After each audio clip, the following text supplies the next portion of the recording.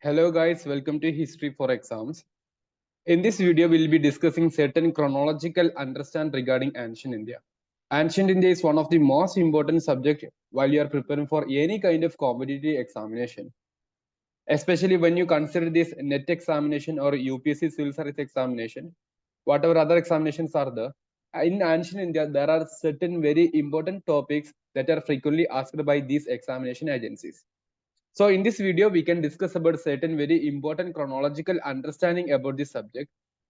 So it's a instruction that, or it's a guidance that while you're preparing any topic from this area, before that you should have clear-cut chronological understanding that what all things happened before that or what all things happened after that. For example, if you are learning about this Buddhism and Jainism, you should know how this Buddhism and Jainism came, or what was the things before Buddhism and Jainism, and what all things done after this Buddhism and Jainism. So as part of that, we are discussing certain chronological understanding. Here we are having some kind of conceptual clarity in this topic. So welcome back again to History for Exams. Before starting today's class, just look into the description box. There is given this Telegram link. You can join to that link, and you can use that group wisely. Okay. So while we are discussing about the ancient India, like all other civilization, all other history of the world or the world history or Indian history that start with the early man called as the caveman. Why it is called as caveman? The early man who all lived in the forest region, they lived in the caves or above the trees for their survival, and they lived there. That man and that period is called as caveman. And guys, think of nowadays we are using mobile phone for our every use or for our daily usage or every purpose we are having this mobile phone. But during that period, what we can understand, the early man or the caveman, he always searched for one thing called as food, because food is the survivor of everything. So he searched for food, but he also needed a good kind of protection from wild animals. This was a situation. Based on this situation, what we can see, man is going to use certain tools made up of stones for his survival, for his food, in search of his food and for his protection. That's why this period is called as Stone Age man. And in Stone Age itself, what we can see, there are different periods like Paleolithic, Mesolithic, and Neolithic. So this is the basic understanding in which the Neolithic is the most important phase. As you guys know, Neolithic meaning new Stone Age. What is the most significance of this Neolithic age? Nothing else, agriculture. So what we can see, agriculture revolution is going to happen during this period, and that eventually paved way for further other occupations, like fishing, pottery making, trading, intercommunication, such the kind of things. And man is going to discover a new metal called as copper for the very first time. Thus begins to this Chalcolithic period or the copper age in the history of man. That's what we can see. Copper is developed into bronze. There we have this Indus Valley civilization or Bronze Age culture. So this should be your chronological understanding that history is always in transition. History is always in transition, not abrupt end of one thing and abrupt start of another thing. So always in the transition stage.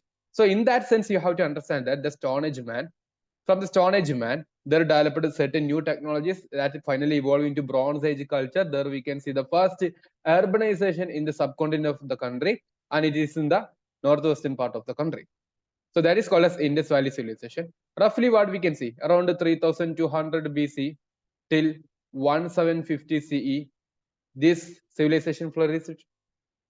After that, what we can see, the civilization got into an end with certain reasons.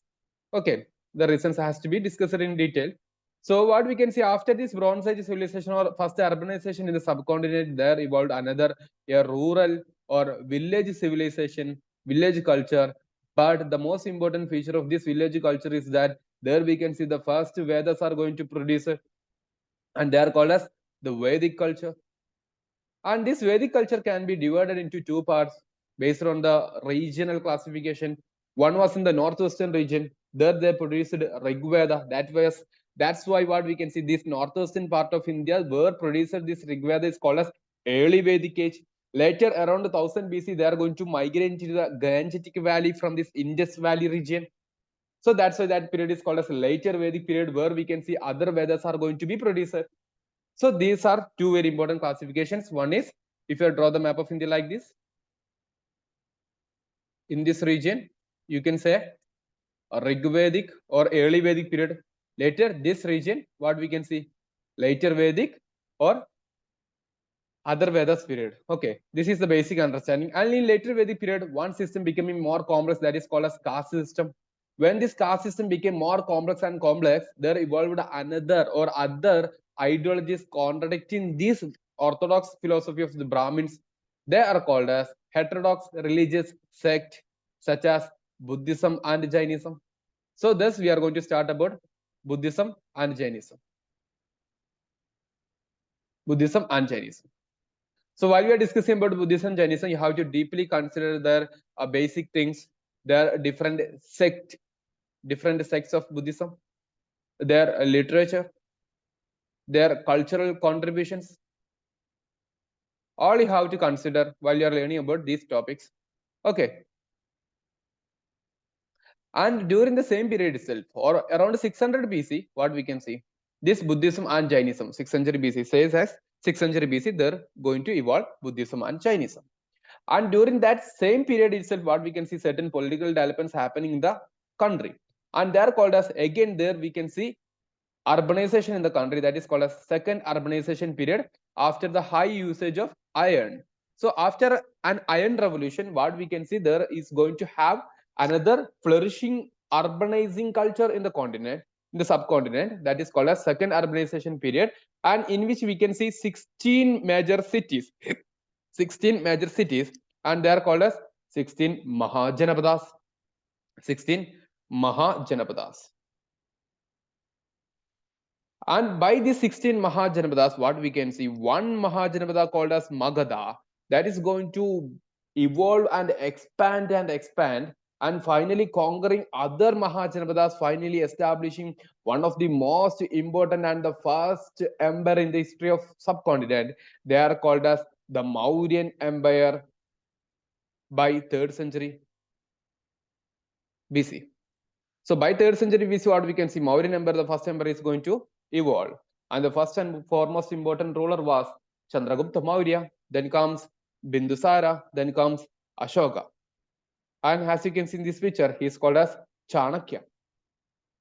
So what we can see, the period of Ashoka, that is very important for your any competitive examination. You have to note about it.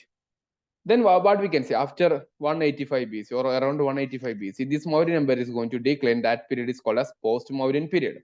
In post-Maurya, we have many dynasties as the Sungas, later the Kanvas, the Shatavahanas here, and Indo-Greeks, Shagas, Parthians, and Kushanas are going to come out of India. Okay, they are coming out of India, like Indo-Greeks, Shagas, Parthians, and Kushanas. They are going to come into India. You have to have a clear-cut idea, or at least a basic clarity regarding what are the contributions made by these dynasties. That is very important for your competitive examination. Okay, and finally, what we can see, after the Kushanas, there is going to have this Gupta Empire. Before discussing the Gupta Empire, just to note that down to this Shatavahana Empire, there flourished another culture in southern part of India that marks the beginning of historic period of the southern history, South India. And that period is called as Sangam age, Sangam period. In Sangam period, you know, the history of Kerala and Tamil Nadu. There we can see many dynasties like Cholas, Cheras, and Pandyas. Okay, and what we can see, the Gupta Empire is going to flourish in the northern part of India after the decline of this Kushana Empire. And Guptas, you can see many rulers like Sri Gupta, Gadodkach as the early rulers. Then comes the final and the founder, the real founder, Chandragupta I. Then comes Samudragupta, Chandragupta II, Kumaragupta, Skandagupta, going on till 550 AD. Till 550 AD. And by 550 AD, what we can see, the Gupta dynasty is going to decline. So while you are discussing about the Gupta dynasty, focus on the very important kings and their contribution. That is very important.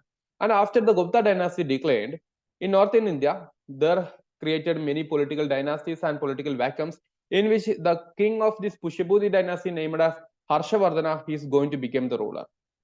And Harshavardhana is going to have establishing a certain political control of North India, but there was one challenge for him in the South India, under Chalukya dynasty. Okay. If you know the name of that king, the Chalukyan king who defeated this Harshavardhana near this Narmada Valley, please comment his name in the chat box. Okay, so this is the basic understanding regarding this ancient Indian chronology. You have to have a clear-cut idea what all things happened one by one after one by one. So this is about this video. Don't forget to comment and like and share with your friends. Thank you.